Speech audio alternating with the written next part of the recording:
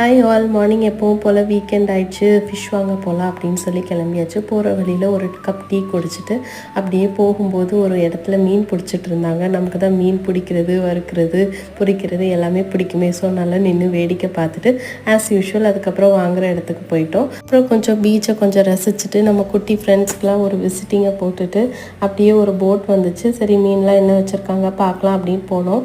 எல்லோரும் இங்கே அறக்க பறக்க மீன் எடுத்துகிட்டு இருக்காங்கல்ல. ஏலம் விடுறது அப்படி தாங்க. நம்மளே கையை வச்சு நமக்கு வேணுங்கிற மீனை எடுத்து ஓரமாக எடுத்து வச்சுட்டு கடைசியில் விலை கேட்டு நம்ம வாங்கிக்கணும். என்ன மீன் வேணாலும் எடுத்துக்கலாம். நமக்கு மாறி மாறி கூட ஒரே மீன் இல்லாமல் மாறி மாறி கூட எடுத்துக்கலாம். எனக்கு ஃபஸ்ட் இதெல்லாம் தெரியாமல் நான் சும்மா வேடிக்கை பார்த்துட்ருப்பேன். எல்லோரும் வாங்கிட்டு போயிட்டே இருப்பாங்க. நானும் இந்த டைம் எனக்கு வேணுங்கிற ஃபிஷ் எல்லாம் எடுத்துட்டேன். அதுக்கப்புறம் இவ்வளோ தான் வாங்கியிருந்தேன். இதான் தோல் பாறைக்கு தோல் எடுத்தாச்சு. இவ்வளோ மீனும் 200 ருபீஸ் ஒர்த்தா இல்லையான்னு நீங்கள் சொல்லுங்கள். அதுக்கப்புறம் பை சொல்லிட்டு வர வழியில் ஒரு கப் கரும்பு ஜூஸ் குடிச்சிட்டு வீட்டுக்கு வந்து மீன் குழம்பு மீன் பொரிச்சு சாப்பிட்டாச்சு. வீடியோ பிடிச்சி